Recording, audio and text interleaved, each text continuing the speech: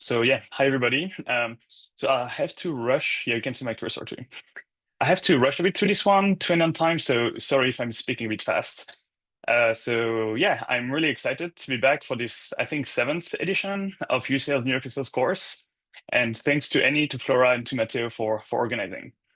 I'm now indeed a postdoc in the Birdie Lab in Princeton, working on context-dependent decision making. But before that, I did my PhD at UCL, indeed, where I worked on cell type identification from extracellular recordings, such as NeuroPixels probes.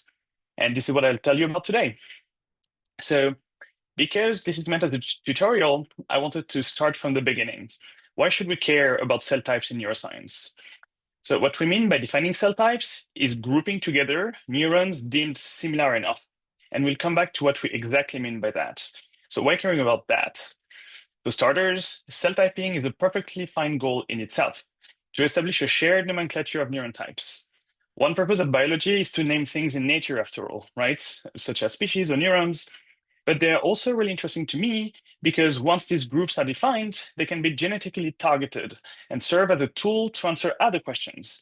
They enable neuron fate tracing and comparative histology, empowering evo-devo biology. They also enable gains or loss of function to potentially cure disease, which are cell type specific. But I am a systems neuroscientist, so I'm interested in understanding neural function.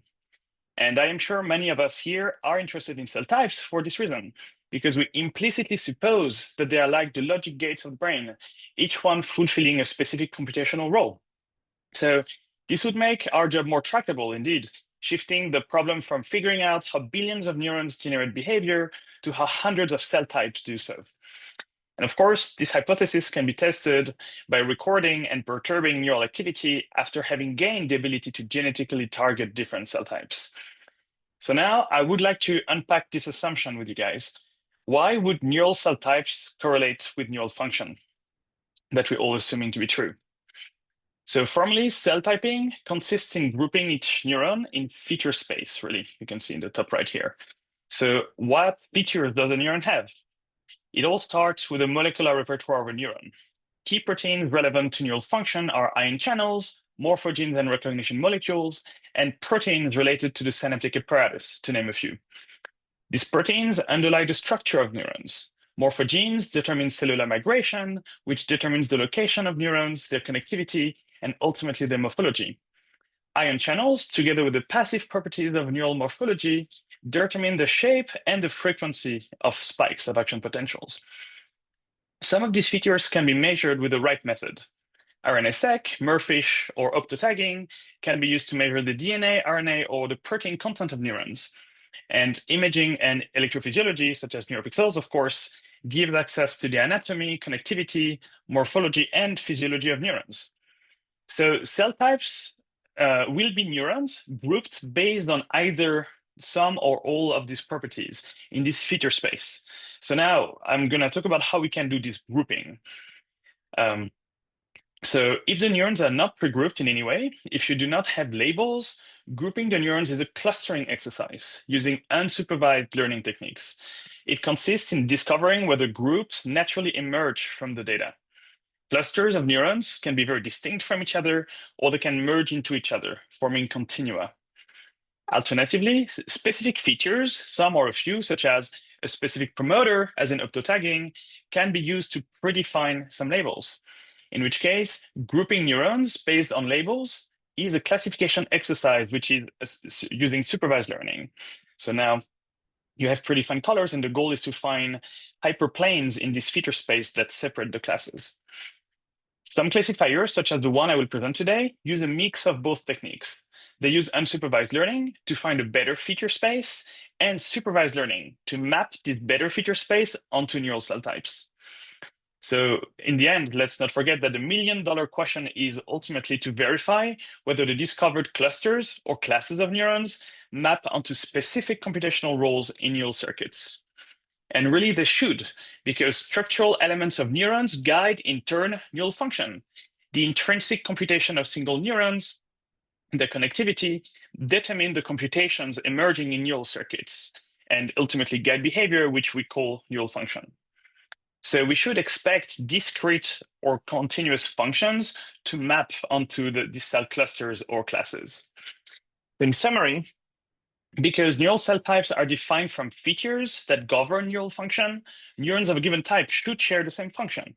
So we've unpacked that, and now we can so first I wanted to like focus on Neuropixels, right? That's why we're here. So as mentioned earlier, with Neuropixels, you can access all of these features in red. Anatomy, you know where you're doing your recording and in what layer. Connectivity, sometimes if you're lucky and you find good looking cross-correlograms. Waveform shape and firing statistics at rest, but also during behavior, how it's tuned. So you can relate cell types defined from features to behavioral function directly and answer these questions. And just to put things in perspective of the literature before diving into the meat of our study, it all started with biologists like Cajal effectively doing unsupervised learning with the mind, eyeballing cell types based on what they look like with Goldie staining and microscopy. But we'll also find a lot of studies that use RNA-seq of full brain regions or brains to cluster cell types in an unsupervised way. And a lot of papers from the Allen came out recently using this technique. But I also want to mention Copafish or Merfish, which was used in the Carandini and Harris lab in particular, which are interesting because they allow to measure both RNA, a feature space, and neural activity with calcium imaging, so neural function, which also allows us to directly relate cell types to behavior. And I will now tell you about how we used semi-supervised techniques to predict cell types from Neuropixels recordings. And note that later work built on our approach and actually improved it. So I invite you to check out this work in Ye et al., and also, which was also used in the Neuropixels Ultra paper. And there are more references for your own reading there. So this is the end goal, figuring out how to identify cell types from the electrical properties on a probe. And spoiler alert, we cracked this problem for most major cell types of the cerebellum cortex. Our algorithm can successfully predict the identity of Purkinje cells simple spikes, claiming fiber inputs to Purkinje cells, molecular layer interneurons, Golgi cells, and MOSI fibers. But to reach that point, we had to address several issues that we solved along the way, starting with generating a ground truth database of high-quality cerebellar neurons recorded with Neuropixels, and then establishing how to best exploit this database to teach a machine learning model to predict cell types from their signature on the probe. So how to make this database first? The core of our ground truth collection is a technique called optotagging, which was developed by Susanna Lima and Tony Dader in 2009. We use different mouse lines to specifically express channel rhodopsin 2 in Golgi cells, MUSI fibers, molecular layer interneurons, and in Purkinje cells. We also washed on synaptic blockers to guarantee that the responses we saw to the optotagging stimuli were direct and not elicited transsynaptically. Various quality checks shrank our initial dataset from more than 3,000 manually curated units down to 202 neurons distributed across these 5 cell classes. And without getting into the weeds of why the attrition rate of units is so high, you can check out our paper for this. Remember this take home. Optotagging neurons recorded with silicon probes is challenging. You need to iterate a lot. So this is an institutional, or like us, a multi-lab effort. With this ground truth database in hand, we could then train a supervised model to map the extracellular properties of neurons onto their identity, which is this. This is our database. On the top row, you can see the average waveforms for all the neurons of each cell type. And on the bottom row, they're autocorrelograms. Importantly, we decided to stratify the autocorrelograms based on the instantaneous firing rate of neurons. David Hertzfeld, which is a co-first author on this study, came up with these 3D ACGs. You should check them out because they conveniently allow to unpack the variance of a neuron's firing rate, for instance, due to behavior, to get a picture that consistently reveals the underlying dynamics of each cell. And you can see that at first glance, there seem to be consistency within class, and there are differences between classes. From that point, the classical approach would have been to manually design a small set of statistics to summarize all this information, for instance, the waveform width or the mean firing rate of neurons. In ML jargon, this classical approach is called manual feature engineering. It allows you to compress the raw data into few statistics that you can then use to predict cell classes. However, manually cherry-picking features is hard work, so the approach does not generalize well across datasets or brain regions. You have to redo it every time. It's also prone to human bias, obviously, and it probably leaves information behind, as simple features never capture the full picture of the raw data. So instead, we decided to predict cell type identity from the raw waveforms and autocorrelograms directly, a model that would learn how to compress this high-dimensional information for us, removing the need to choose statistics ourselves. For that purpose, one could build a large model that maps from raw data to features directly, from raw data to cell types directly. But the issue with large models with many parameters is that they are prone to overfitting. They need a lot of data to not overfit. And I just told you how difficult auto-tagging was. So we converged on the best of both worlds. First, compress the data, like with manual feature engineering, but in a data-driven manner with an unsupervised deep neural network that hopefully only leaves noise behind, not relevant information. And then a simple supervised model to predict cell types from this compressed representation of raw waveforms and correlograms can be used and does not incur the risk of overfitting in a low data regime. So that's what we used. The compressor networks are variational autoencoders trained on thousands of unlabeled non-optotagged neurons to reconstruct waveforms and 3D autocorrelograms passed through two bottlenecks. One network to compress waveform information and the other network to compress correlogram information. And you can see that the reconstructions look a little bit denoised, actually. This reflects what I said earlier. Data-driven compression, when well-tuned, leaves noise behind instead of information, but still can compress information really well. And just for your eyes, without explaining in details what these are, but the bottlenecks of the waveform and autocorrelogram autoencoders after training represent pretty well the diversity of waveform shapes and correlogram shapes one would expect from a cerebellum recording. That's a supplementary figure of the paper if you're curious about what these plots are. So what you can then do is you can chop the compressor-decompressor networks to only keep the compressor top halves and stitch them with a multi-layer perceptron, ending up with a full deep neural network that predicts cell types from raw data directly. And then with lib1 output validation, we can build a confusion matrix between the predictions and the labels and see the performance of this original classifier. On the diagonal, chance level is 20%, a preferred score is 100%. So we're doing pretty well, but not as well for every class. There is in particular a confusion between this pink and this green class.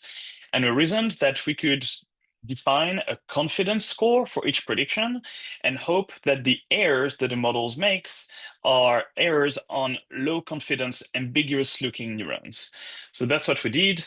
We trained, instead of a single model that outputs a single prediction, an ensemble of models, each initialized differently and trained on different subsets of the data to end up with an ensemble model that outputs a distribution of predictions for each neuron. You can take the mean of that best prediction, divide it with the next best prediction, and get a ratio in how much more confident the model feels about this neuron for this prediction than the next best prediction, which we call our confidence index. Then we can arbitrarily set the number 2. We can say that we only want to consider neurons that the model feels at least twice as confident about than the next best prediction, so non-ambiguous neurons, and replot that confusion matrix and find that the score improved across all cell types, which was great. But there is still some confusion between these pink and green neurons. And the truth is that some waveforms from the pink neurons look like the green neurons. That is the reason. But fortunately for us, these two cell types happen to sit in different layers of the cerebellum cortex. So we could add a last feature, which is anatomy. So in which layer of the cerebellum cortex each neuron is, as a third source of input to our classifier, to then end up with an almost perfect score and crack that problem. So this project really was a teamwork. Scientists in 5 different labs were involved in this project, and we're 7 co-first authors on this study. So it's really been a teamwork. And of course, I would like in particular to thank my mentors, Michael Heusser, Beverly Clark, and Dimitar Kostadinov. All of our source code and data is freely available and open source. It's part of Neuropixels, the software I developed to analyze Neuropixels data in Python. And in particular, it features convenient utilities to get rid of opto artifacts too that we use for the Neuropixels 2.0 paper. You can check them out. And here I'm adding a link to a tool I wrote recently to make Neuropixels channel maps very easily straight from the browser if you're curious. So in conclusion, through optotagging, one can establish a ground truth database of waveform shapes and firing statistics recorded with Neuropixels. One can then use semi or fully supervised techniques to predict cell types from their raw extracellular properties. And we demonstrated it in the cerebellum. Others did in other areas. I invite you to check out this great table in Lee et al. 2025, the FieldMap paper that's on bioRxiv to read more about this topic, specifically for NeuroPixels.